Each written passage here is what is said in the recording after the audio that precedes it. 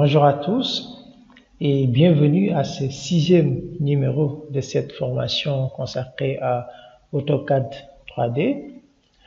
Aujourd'hui, nous allons voir l'outil balayage pour passer de 2D à 3D. Lors de la précédente leçon numéro 5, on a eu à voir l'outil extrusion qui permettait de passer d'une surface en 2D à une extrusion en 3D. Aujourd'hui, nous allons voir l'outil balayage. C'est un outil qui est quand même identique à l'outil extrusion, mais qui offre beaucoup plus d'options. L'outil extrusion est limité par rapport à l'outil balayage.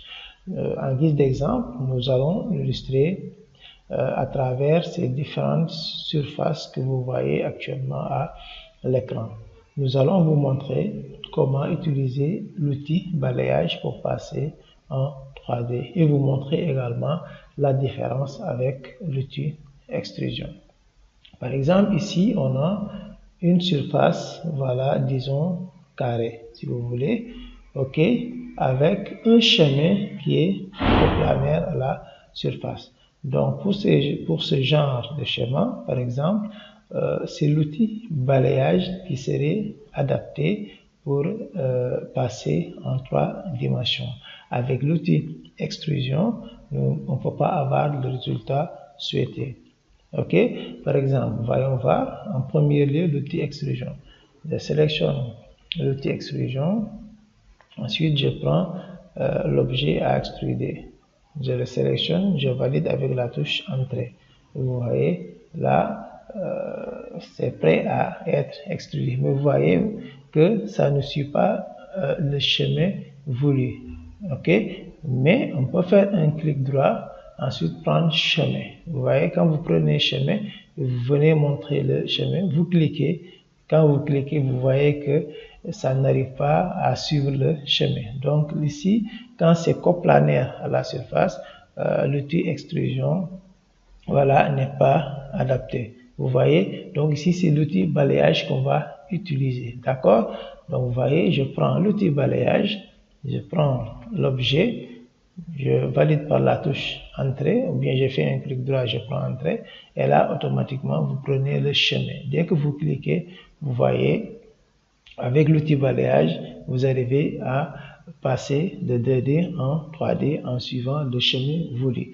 Donc là, vous remarquez que l'outil balayage est plus complet que l'outil extrusion. Et ça offre également plusieurs possibilités. Ok, nous allons toujours, avec l'outil balayage, vous montrer les autres possibilités que cet outil offre avec toujours le même schéma qu'on a eu précédemment. Regardez, je prends l'outil balayage, je prends l'objet, je valide par la touche entrée, et là, au lieu de prendre le chemin, je fais un clic droit, et vous voyez ici, il y a plusieurs possibilités que ça offre. Vous voyez, échelle, il y a ici aussi basculement.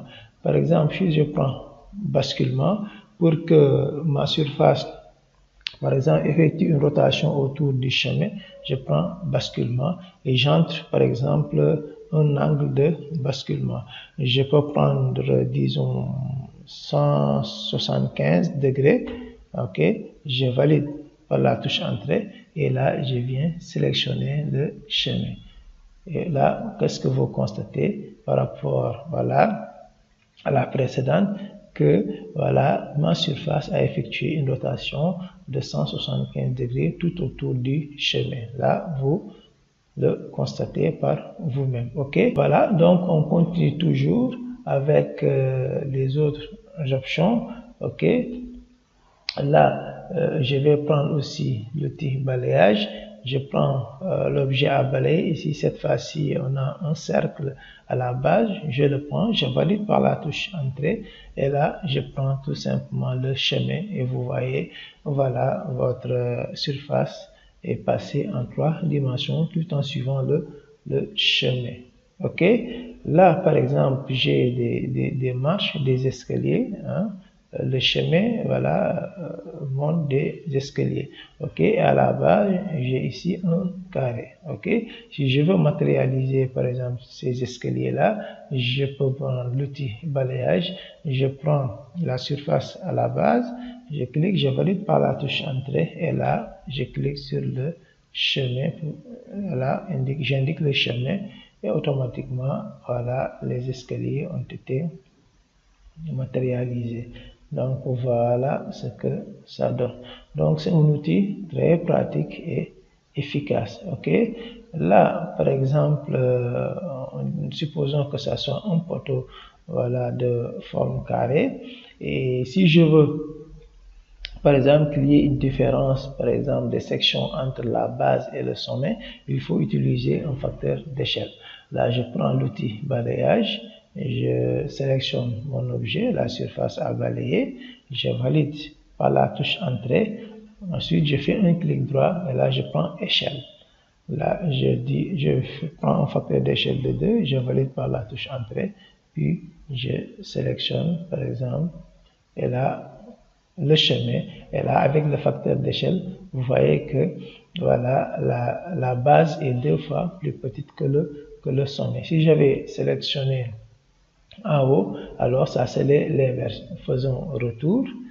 Hein. Si je fais retour, je reprends balayage, je prends la section à balayer, je valide par la touche entrée, je fais un clic droit, je prends échelle, je prends un facteur d'échelle de 2, je valide par la touche entrée, cette fois-ci je sélectionne en haut et là vous voyez que c'est l'inverse. Ok, donc c'est un outil qui offre vraiment plusieurs possibilités et c'est un outil très pratique.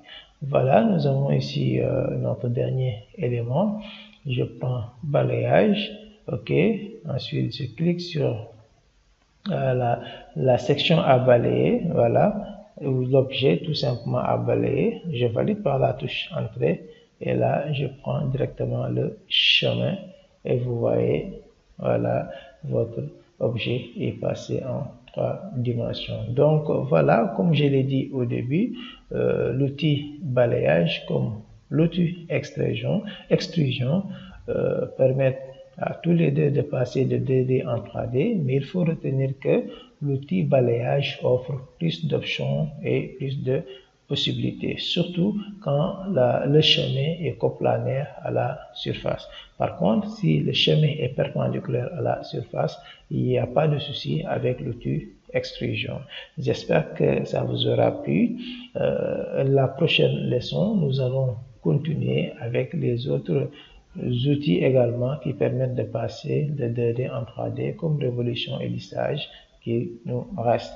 Je vous remercie. N'oubliez pas de liker la vidéo, de vous abonner et de la partager. À très bientôt pour la suite.